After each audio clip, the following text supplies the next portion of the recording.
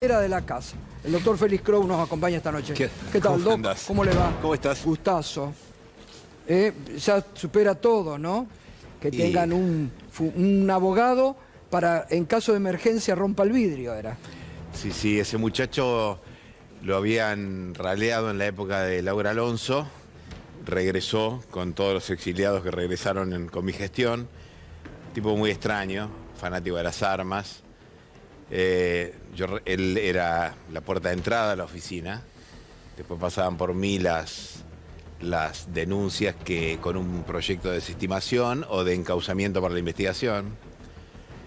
Efectivamente hubo un par de casos que llamaron mi atención y le puse una atención muy especial a la firma de esas derivaciones que en general eran la enorme mayoría maleza, ¿no? Las denuncias, asuntos muy menores o que no significaban ninguna infracción. Pero bueno, en el medio de la maleza puede pasar algo significativo.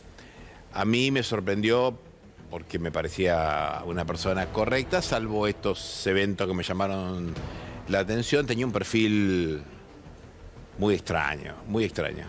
Pero bueno, nada, me sorprende a esta altura, te puedes imaginar, ¿no? En la oficina estaba inficionada por un grupo de abogados, algunos de los cuales yo dejé fuera de la gestión, otros no, que estaban muy alineados con muchas operaciones judiciales que ahora están rindiendo sus frutos, ¿no? Y que siempre me llamaron mucho la atención porque su versación técnica y su capacidad de producción era muy inferior a los materiales que manejaban. ¿Pero que estaban puestos ahí, digamos, como una pata de Comodoro Pro? No, mi sospecha es que alguien les hacía el trabajo. Pero bueno, una sospecha que nunca pude confirmar ni desechar, ¿no? Ajá. Ahora, es llamativo, ¿no? Sí, muy significativo. Que en la oficina anticorrupción, ahora sigue mesa de entrada y que tapaba, derivaba, Bueno, sí, no. por lo menos decía, tenía la Calvete, llámenlo a él. Tenía la capacidad de dar las alertas temprano, ¿no? Una oficina como la Oficina Anticorrupción no debería admitir que sus abogados pudieran ejercer la profesión libremente, por lo menos lo de que tengan alguna responsabilidad sensible. Pero eso es un asunto que en la administración pública existe y que habría que revisar como tantas otras, ¿no? ¿Y cómo está siguiendo, Félix, toda esta investigación? Ahora vamos a ir a hablar del tema Libra, ¿no? Sí. Pero la investigación del fiscal Picardi, porque decían chisme de peluquería, el presidente, audios de inteligencia artificial, no se basó en los audios del fiscal, ha avanzado. Sí, el caso de Franco es el caso de Andís, ¿no? Sí. Bueno, él ha tenido mala suerte la gente que está siendo investigada por Picardi ante el juez Casanelo, porque son jueces y fiscales prestigiosos, insospechados de prestarse a operaciones mediáticas, de servicios de inteligencia, empresariales, personas solventes, idóneas en su trabajo, valientes. Las cosas que le hicieron a Casanelo son, vos lo sabés. Sí.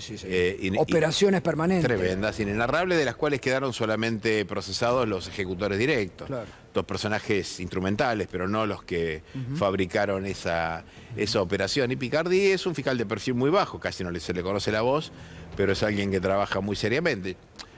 Realmente es una canallada indescriptible lo que se ha hecho con el tema. Yo conozco el mundo de la discapacidad muy cerca y la verdad que las condiciones en las que están los centros de día, los sets, los prestadores, los trabajadores, que son muy calificados en Argentina, que cobran salarios de hambre, que ya los centros están cerrando o pidiéndole colaboración a los pacientes, que además las familias de la gente con discapacidad muchas veces es pobre, tiene gastos suplementarios, está recontra sobreexigida en su cotidianeidad.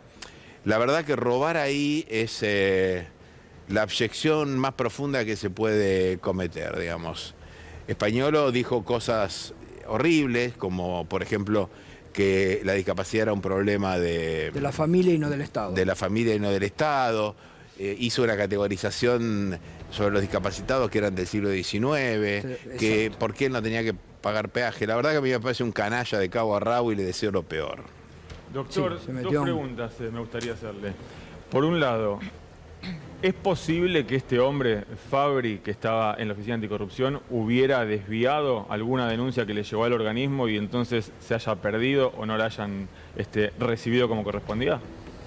Sí, teóricamente esa posibilidad existe, depende del nivel de control que tenga el escalón superior sobre la circulación interna electrónica de los expedientes, porque él no tiene la capacidad de desestimar o admitir, sí tiene la capacidad de ocultar. Pero en el sistema electrónico, el GEDE, que es el sistema de tramitación administrativa de la administración pública, sí se puede ver todo lo que alguien tiene traspapelado, digamos, cibernéticamente. Si no lo controlás, es posible, sí.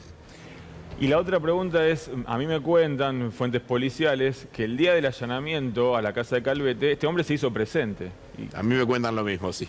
¿Y eso le puede generar una complicación en su carrera dentro del Estado o en su carrera como abogado, o vale todo en este contexto? No, no vale todo. Y no vale todo más por la ley de ejercicio de la ética de la abogacía que por las propias leyes de la administración pública. Pero la verdad que alguien que trabaja en una instancia de prevención de la corrupción y de investigación, saben que yo tengo una mirada más preventiva de agencia de promoción que de un organismo parajudicial, y que además, por otro lado, ejerza la defensa o el asesoramiento de personas sospechadas de corrupción, bueno, no es eficiente ni es correcto. Igualmente para este gobierno la oficina anticorrupción prácticamente no existe, porque en el caso Libra lo que hicieron fue un mamarracho, digo, ni investigaron, ¿no? Cuando sí, los informes la verdad que... ¿no? Los informes la verdad que uno no puede estar de acuerdo con lo que han hecho, lo mismo con esa unidad de autoinvestigación, claro, que replicaba de algún modo la tarea de la oficina anticorrupción. Claro. Oficina que hay que revisar. Nosotros presentamos un proyecto de ley, creo que es un alien, es un monstruo que se creó en el gobierno de la Alianza en lugar de repotenciar la Procuraduría de Investigaciones Administrativas, que es el órgano con más potestades y con más eficiencia. Famoso en su época donde estaba el doctor Molina, ¿no? Que llevaba adelante investigaciones pesadas, que actualmente, ¿no? tiene un procurador. ¿Existe todavía? Sí, existe, y hay un procurador muy solvente y muy profesional en su trabajo. ¿Lo dejaron de lado? Sergio Rodríguez, no, trabaja estos temas, solo que tiene un perfil, no tiene el perfil que tenía don Ricardo, ¿no? Doctor, pensaba lo mismo, está ocurriendo algo parecido, está prácticamente inactiva, sin integrantes la AGN, uno ve como cierta dinámica, habrá algún componente de problemas de dinámica política, pero parece haber una lógica de que no haya organismo de control para el gobierno.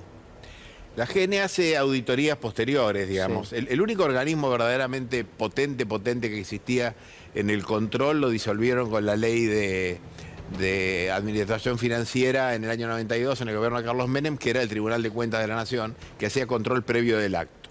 También está la CIGEN, que tiene una función de control importante, y después crearon la UAI, la unidad de auditoría interna de cada organismo, sustituyendo el viejo Tribunal de Cuentas, pero es medio una engaña pichanga, porque por más allá que haya gente muy honesta y muy profesional trabajando allí, dependen del auditado, ¿se entiende? Sí, claro. La verdad que no es el mejor sistema para garantizar el sistema de control federal.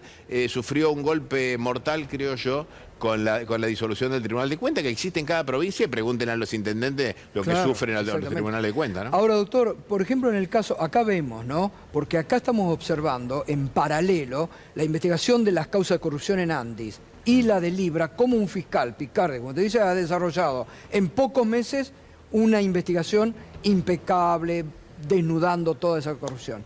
Tayano, que tenía todo sobre la mesa, nada. ¿Usted cree que ya es motivo, lo decía el doctor Gil Domínguez desde el Vamos, que solo con haber puesto ese tuit que lo comprometía era motivo para que se haya llamado a declaración indagatoria al presidente?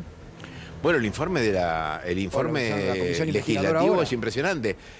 Al que le negaron facultades que el propio Congreso se autolimitó. En la investigación de la causa Ítalo, de la Comisión Investigadora de la Estatización de la Ítalo, hecha por Martínez de Dios, a favor del grupo que él integraba, que era una causa por negociaciones incompatibles, se ejercieron las facultades que tiene el Congreso en una comisión investigadora. Aquí el propio Congreso, creo yo, que para no levantar ningún tipo de controversias, porque era muy plural la comisión y seguramente había posiciones distintas, hizo un trabajo monumental con menos facultades de las que, ejerciendo menos facultades de las que tenía, y con un poder judicial que creo que no termina de entender, que es un poder que está en las mismas en la misma jerarquía que el resto de los poderes del Estado. Claro, pero ahí negándole facultades. Le negaron facultades. De poder de policía que yo creo que el Congreso tiene, porque no son facultades judiciales la que iba a ejercer, eran facultades de poder de policía.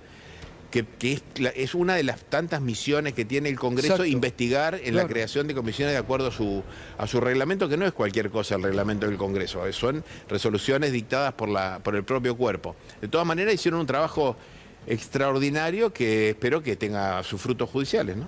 ¿Pero usted cree que ya debería haber sido citado alguno, o Milei, o estos implicados, Novelli, Terrones Godoy, con las transferencias? ¿Estaríamos hablando de esto si el presidente no hubiera tuiteado? Y creo que no. Bueno, eso lo dice la comisión y lo dice cualquiera. Claro. Tardamos unos meses en entender muy bien cómo funcionaba el sistema de criptomonedas, blockchain, en fin.